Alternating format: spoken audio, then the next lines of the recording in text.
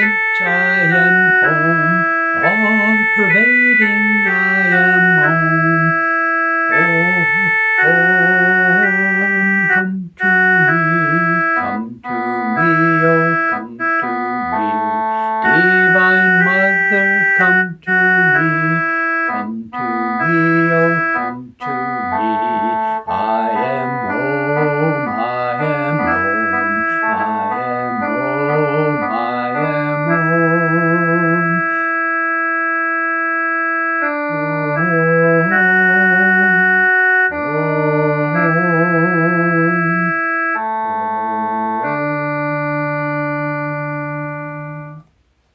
Welcome, friends. It's Monday, and Nayaswami Hiriman here at the Kameno Hermitage on Kameno Island. And today I'm going to try to share with you on part one, a two-part, I'll do the second part tomorrow, on Yogananda's lecture on the AUM Vibration, the Holy Ghost, the Comforter. Now, when somebody is speaking extemporaneously, whatever that word is, as Yogananda always did, without notes and so on, not like these sermons that people do where they read their sermons, he's a little bit difficult to follow. And he can even contradict himself, as Swami Kriyananda writes in his own autobiography, The New Path. He found it very confusing to listen to Yogananda, or to at least reconcile his words one to the other. That doesn't mean there's anything wrong. It just means you have to tune in a little bit deeper. And so in this lecture on the Yoga Sutras of Patanjali, it's called the AUM Vibration Part 1. And so I'd like to share with you some of his thoughts referencing the Yoga Sutras, referencing Patanjali, but clearly going off as only a great master should do. Other people also do, but going off into deeper understanding of the words of the sutra. And so he begins, this is February 17th, 1946. Divine Mother, manifest through me, Yogananda says, as the bees sip on honey, so the mind sips on the blue lotus feet of the Divine Mother. Because Mother is creation, and emanating from creation is the blue light of the Christ consciousness, on the causal level of ideation, out of which comes the energetic level of the astral world, which finally manifests grossly in the physical world. All of these things are different forms of vibration. Even the causal sphere, which sometimes is described as vibrationless, as only a reflection of the intention of the Creator beyond creation, nonetheless, it's hard even logically to say it has no vibration. It's simply invisible, just as thoughts have no shape, form, or color. Okay, and so the song goes, Yogananda spoke, engrossed is the bee of my mind on the blue lotus feet of my Divine Mother. And so he's suggesting, as Swami Kriyananda would sometimes do with us, he's suggesting that we visualize in meditation a great blue light, because the blue light is the manifestation of God in this ideational sphere. In other words, his manifestation takes place. We have a thought, then we get excited about the thought, and then we manifest the thought. So the blue color, if you will, is the symbol of that initial primordial, all but vibrationless idea, intention. So practice that. Visualize a blue light, an orb of blue light just outside the point between the eyebrows, and see if by meditation on that light you can expand that light and feel that very subtle vibration of consciousness all around you and within you. Here he says in Patanjali, in the 28th aphorism, And then he says, as he has already said in the 23rd aphorism, which I gave to you last week, that through meditation on God, which in the Sanskrit he uses the term Iswara, we can find our minds and feelings satisfied. He says, when you're thirsty, you're restless. When you drink some wonderful water and you're thirsty, you are satisfied. And so all of our desires for happiness are satisfied in the great glory of God. And nothing can satisfy us until we find that bliss. He said, I keep saying right because these are words on a page. Meditation is for drinking God through the chalice of love. The greatest approach to God, Patanjali is telling us, is meditation on God.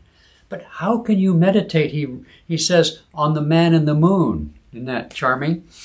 Your object of love must be for you. Or as Yogananda put it elsewhere, how can you love somebody you haven't met? Your object of love must be before you can love it. So, while Patanjali says in the 23rd aphorism, concentrate on Iswara, or God, he realizes that he did not give a definite program. So Patanjali makes it clear in Sutra 28 that God is Om. Ishvara's name is Om. And so then Yogananda goes on into the sort of cosmology or cosmogony, I get the two words mixed up, and said when God, he used the verb. This is the downside of speaking. Sometimes your words are a jumble of incompatible metaphors. When God agitated himself, he divided himself into three. And in any case, he reiterates his teaching, which he has given more clearly in his writings, that Ananda represents. Excuse me, my throat is agitated. He gives the three spheres of ideation, causal, and physical as the three modes, the three stages by which God's pure consciousness, vibrationless bliss, begins in its primordial form to go out, as it were, from God. Okay, let me see where I'm at. So, God is divided into three: God beyond and untouched by creation, and then the holy vibrations of the Christ consciousness as the intention embedded, seeded, impregnated in the more grosser vibrations of what is called the Holy Ghost, or the Om itself. Therefore, Patanjali says, you have the definite guide in you to find God. Sitting quietly with closed eyes and thinking you are with God is fooling yourself. The pursuit of God must be definite, and that's what the Hindu scriptures are for, the scientific exposition of metaphysical truths. It is given in the Bible in the same words, but people don't try to explain those truths. Then he goes on and quoting St. John in Revelations, which he dedicates an entire lesson to in his earlier lessons. St. John was in the Spirit on the Lord's day. He was conscious of the Spirit on that day that the Lord revealed himself as Spirit, and he heard behind himself as if a voice of a trumpet trembling in its truth. The vibration comes out of the Spirit and permeates the entire world as vibration. Even science will tell you everything in existence is moving, is vibrating on some subtle or gross level. Seeing means believing, and this is what convinces the general public. The jewel is hidden in the minds, and the gems of truth are hidden in the minds of scriptures, beneath the hard soil of ambiguous words. The saints used ambiguity to hide the truth. Seek in the mind and find the truth. Now, what he's saying there is a bit esoteric. Why would saints hide anything? Well, for the simple reason that the truth can't be revealed in words or pictures or in outer actions. The truth resides hidden beneath the words. They don't do that purposely. It's simply that the truth is experienced intuitively in the stillness within. So the AUM vibration, the Holy Ghost vibration, whatever words you want to use, must be felt, must be experienced. The words only are pointers, markers, if you will. That's really what he means here. This is why there are people, even like me, who talk about these things and try to explain them. I'm not claiming anything, it's just my job, but great teachers like Swami Kriyananda, the great disciples of the masters, are the ones who interpolate, who give us greater understanding, because the masters are like Jesus Christ and Buddha and Yogananda. They're on such a high level of perception that and you see this in these transcribed talks, it's just a confusion of words and images. It even contradicts his own writing. So you have to kind of tune in. That's why Swami Kriyananda did not want us to publish some of these things without editing. And he was the consummate editor, and I don't think he ever said that none of us should try to interpret or edit these things. He certainly did a lot of it himself. I am the beginning and the end. A vibration creates, stays for a while, and then dissolves. Patanjali is saying now that God is distinctly manifested in a triune vibration. Vibration of creation, when the thoughts first arise, that's the ideation or causal sphere. He says, and then he doesn't finish that sentence or thought. He says his symbol is 3. Again, ideation or thought, astral energy, the fine, what did Sri Teshwar call it in the book Holy Science? He calls it the finer vibrations, the finer electrical forces, I think that's the term he uses, which would include atomic energy, quantum energy, but also much finer electromagnetic vibrations. And finally, the grossest, that which is visible to the limited vibrational sphere or range of our eyesight and our ears, let's say, or our touch. We see the world really in a very limited, almost like a movie form. But scientists have already revealed and corroborated these ancient teachings in saying that it's really a mass of sound and light. We just perceive it in these very fixed, definite ways. Okay.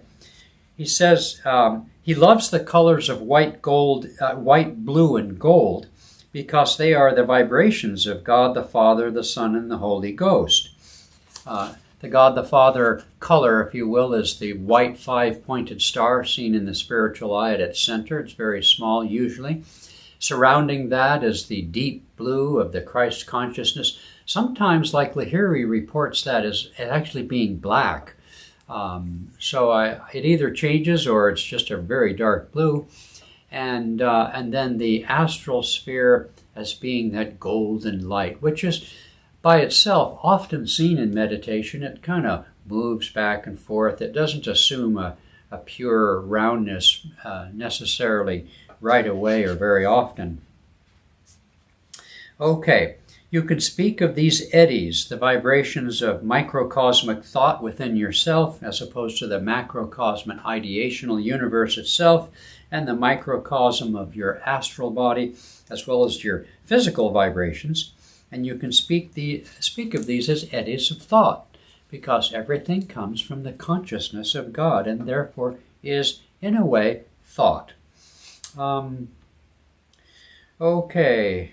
He says his symbol is those 3 cosmic colors and 3 cosmic sounds. He doesn't actually, in this talk, differentiate the sounds in any particular way.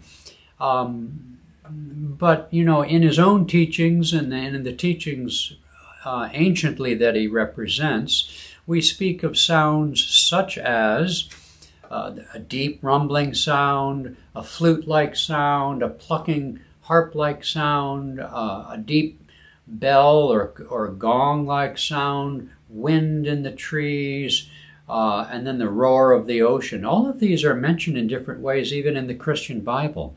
These are aspects of some of those sounds. Which sounds pertain to which level of creation isn't all that important. The physical world has grosser sounds, which we can also hear in meditation, at least of our body, the sort of electrical sounds. The astral world has more of the sounds I just mentioned, and I've never heard any reference to the sounds of the causal sphere, but perhaps they exist too. Usually the causal sphere Yogananda described as emanating bliss. Does bliss emanate a sound? I don't know. I imagine it must. Anything that's vibrating emanates a sound and a light. Okay. Light vibration and original sound, primordial sound, meaning the Om vibration, are the result of light vibrations. He often taught that light and sound are, you might say, at opposite ends of a certain spectrum of vibration. In the chakra system, the sounds are perceived, heard, inside about the level of the ears, and especially inside the right ear, whereas light perceptions, astrally speaking, in meditation, as opposed to with open eyes necessarily, is seen here behind the forehead. So Patanjali describes God's symbol as pranava, which means Om. The prana is, of course, we yogis or students of yoga understand that prana is a Sanskrit word representing the motion, the vibration, and the power of life force, which animates all things. That vibration produces this sound of Om on the primordial level and the other sounds I mentioned. Okay. A student once asked a metaphysical man what was the meaning of silence, and the man said it was getting under a tree and being quiet. He himself didn't know the meaning of silence. But silence is Om. Silence isn't necessarily silence. It's vibration. Pranava, Om, is the ever-new sound going on behind closed ears and listening to sound behind the ear. Well, I'm running out of time, and there's a lot more here, and there's even a second lesson tomorrow, so I think I'm just going to kind of...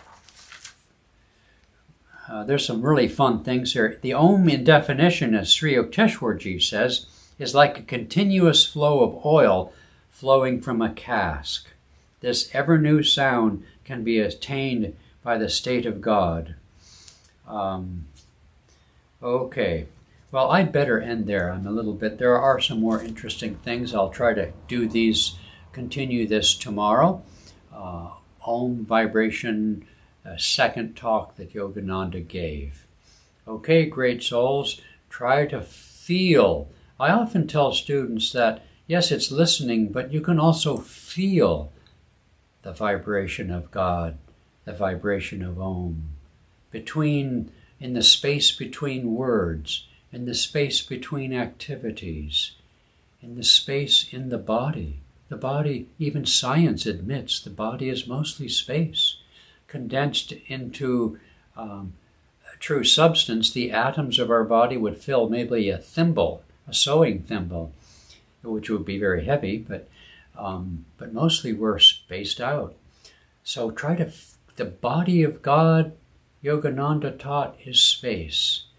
Feel space in the body, and you will begin to feel, and by extension hear, the Om vibration, the comforter, that which witnesses the presence of God, that which discloses, reveals, as well as witnesses the living presence of God within you. The kingdom of heaven is within you, not low here, not low there.